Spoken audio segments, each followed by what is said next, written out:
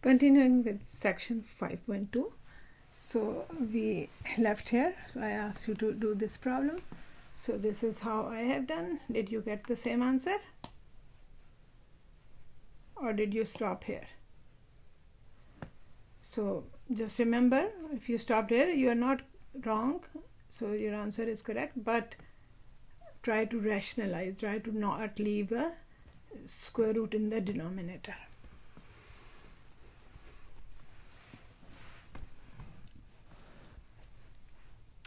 Okay, so we now move on. So I already mentioned this, but now formally, a special notation is used to write the power of a trigonometric function as shown below.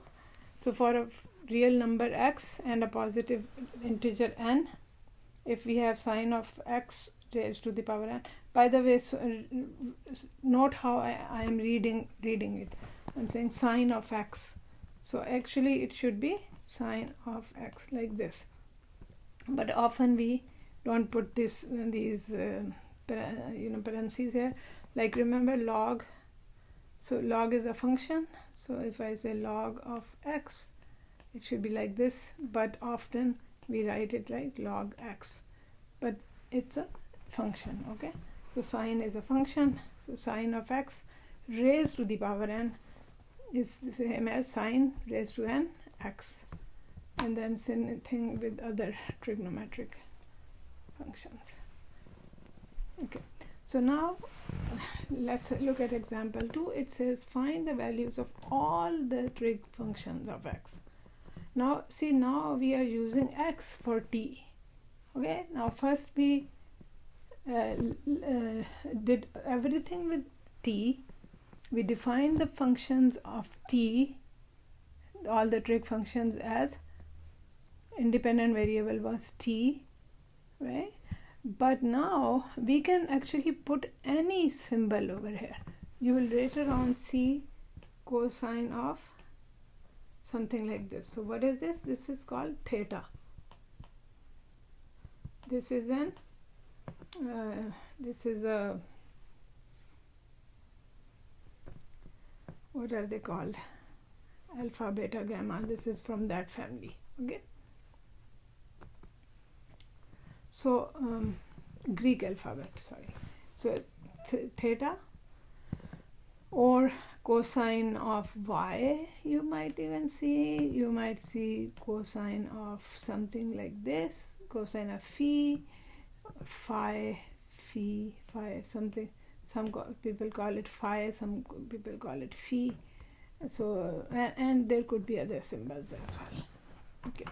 So now it doesn't matter what variable we are using, but the question is saying find the values of all of the trig functions. How many trig functions we have? 6. So if one of them is given here, so it means we have to find the other 5. Okay. So let's see. So it says find the values of all the trig functions of x from the given information. So first example, the given information is that the cosine of x is equal to -4/5 and the terminal point of x lies in the third quadrant. So what information do you get from here? What it is telling you is that because in the third quadrant, remember, tangent is positive and cotangent is positive, but all others are negative. Okay, so how do we find the our trig functions?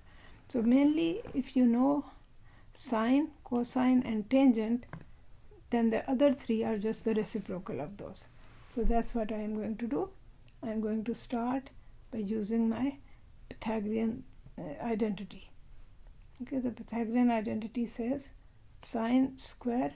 Okay, now I will use argument what we have here of x plus cosine square of x equals 1. Now cosine is -4/5, so -4/5 whole square is equal to 1, and sine square x will remain as it is. So I will simplify. Sine square of x equals, or sine square of x plus 16 over 25 is equal to 1, which means sine square x equals 1 minus 16 over 25, which will give me 9 over 25. So sine of x will be equal to, well, it's supposed to be plus minus square root of 25, okay, but because we are in the third quadrant, so sine will be negative of square root of 9 of 25, which is negative of 3 over 5. So I have the cosine, I have the sine, and now the rest of them. So what will be the tangent? So the tangent of x will be equal to sine over cosine, okay? So negative 3 over 5 over negative 4 over 5. So what do I get? Just 3 over 4. Okay. So now you can write the whichever you want to write first, it doesn't matter. Let's see cotangent. So cotangent x will be, just flip the tangent, so 4 over 3, then you have secant x, and then you have cosecant x. So this is kind of confusing. Often students think that secant goes with sine and cosecant goes with cosine. Actually it's the opposite. The secant goes with cosine and the cosine goes with the secant. So secant is 1 over cosine x and cosecant is 1 over sine x. So which means 1 over negative 4 over 5, which means negative 5 over 4. And cosecant is 1 over negative 3 over 5, so which means negative 5 over 3. Now we got everything, but it's always a good idea to put them like somewhere collectively. So we can now write sine of x equals negative 3 over 5, cosine of x equals negative 4 over 5, tangent of x equals 3 over 4, cosecant of x equals, I'm just going the same sine, the reciprocal of cosecant is sine, so cosecant will be negative 5 over 3, secant will be negative 5 over 4, and then cotangent x is 4 over 3. So this is your answer.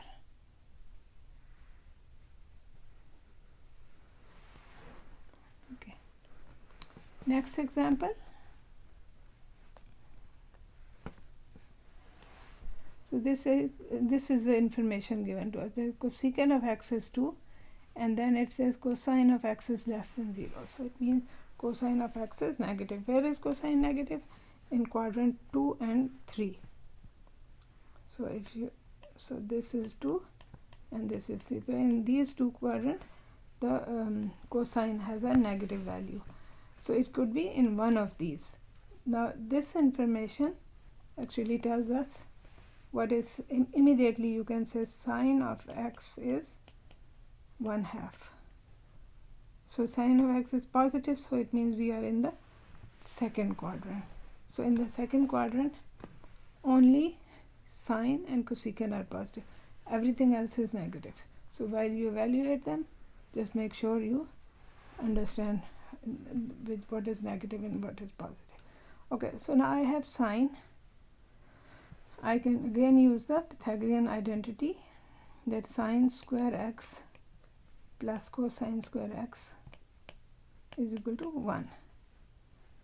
So sine fx is 1/2, so this will give me 1/2 whole square plus cosine square x equals 1, and this is 1/4 plus cosine square x equals 1, or cosine square x equals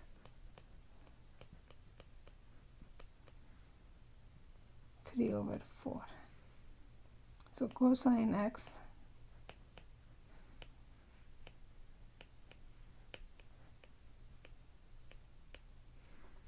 so actually wait a minute, these values, that sine is 1/2 and cosine, actually it was going to be plus minus, right? So which one will we pick? Because we are in the second quadrant, so the cosine should be less than 0. It says over here as well. So the cosine x is negative square root of 3/2. So tangent x, can you see from here what x is actually? What is the positive, what is the number, positive number x, the distance along the unit circle? Because this is your y value, if you think about the terminal point, and this is your x value. So which for what t value do we get this as our terminal point? The 2 pi over, actually 5 pi over 6, isn't it? Yeah, 5 pi over 6. That is the t value for which we get. But anyhow, you don't have to remember this. That's fine. Just keep going. Tangent will be y/x. So y is the sine value, which is 1/2, and the x is the cosine value. Simplify, rationalize, negative square root of 3/3. And then now cosecant is already given, so I need to find secant x, which will be negative 2 over square root of 3. Rationalize, you get negative 2 square root of 3/3, and then cotangent x will be again negative 2 over square root of 3, divided by 1/2, because it's x over y, remember, or you can say cosine x over sine x. So which will give me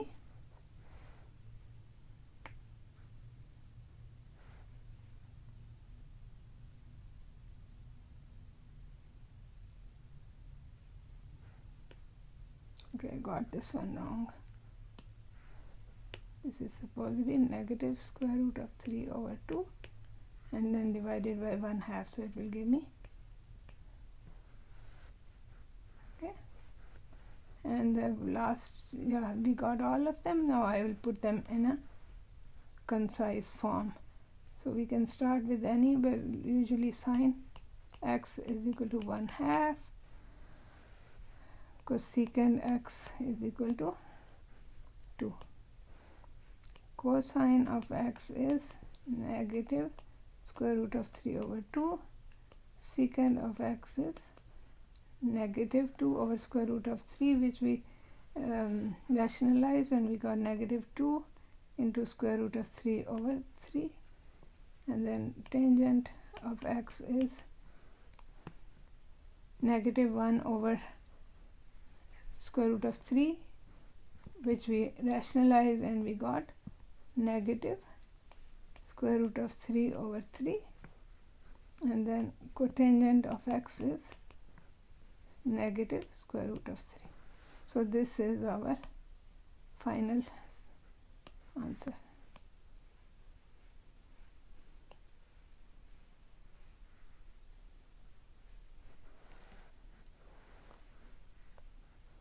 Okay, I think I will leave this for you to try now.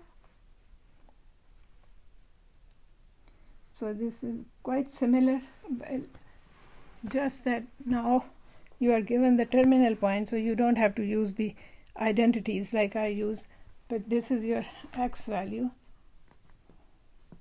Oh yeah, wait a minute. So first you have to check that this is a number on the unit circle. Okay, so if you get that, then you can use the x and the y as the coordinate x and the coordinate y for the cosine and the sine of the x value. Yeah, so these two questions. So okay, maybe I'll do this one for you, and the next one you can do yourself. So let us first check that they are, well, it says it's a terminal point, means it is on the unit circle, but just to check. So we check that x square plus y square. What is that? Does that give us 1? So we'll have square root of 11 over 6 whole squared plus negative 5 over 6 whole squared. Okay. So which will give me 11 over 36 plus 25 over 36. So when I add the two on the top, I get 36 over 36 is equal to 1. So yes, this is on the unit circle. So now I can quickly write my, so I have sine of x. Actually now we will have to call it a t, because x and y we are using here.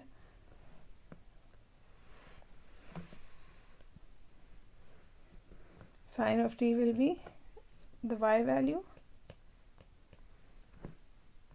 cosine of t is the x value, tangent of t is the y over x. So negative 5 over 6 divided by square root of 11 over 6, which gives us negative 5 over square root of 11. We have to rationalize, so multiply by square root of 11 top and bottom both, so which gives me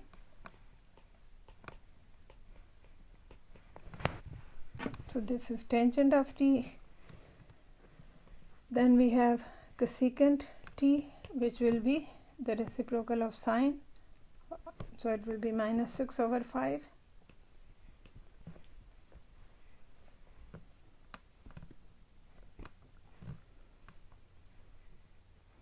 Secant t will be the reciprocal of cosine, so it will be 6 over square root of 11. Rationalize,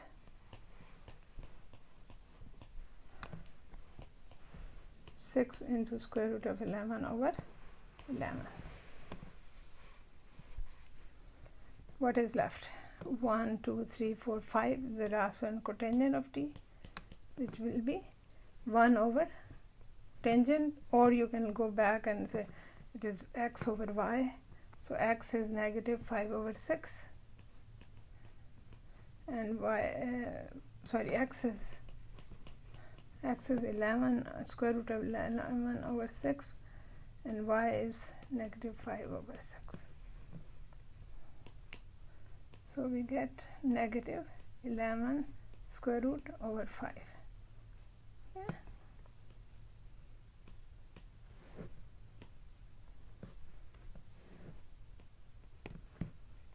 So now you have all the trig functions.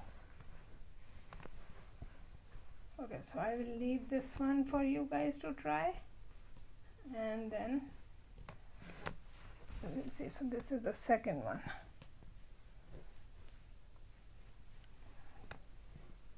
Okay, see you in the next video then.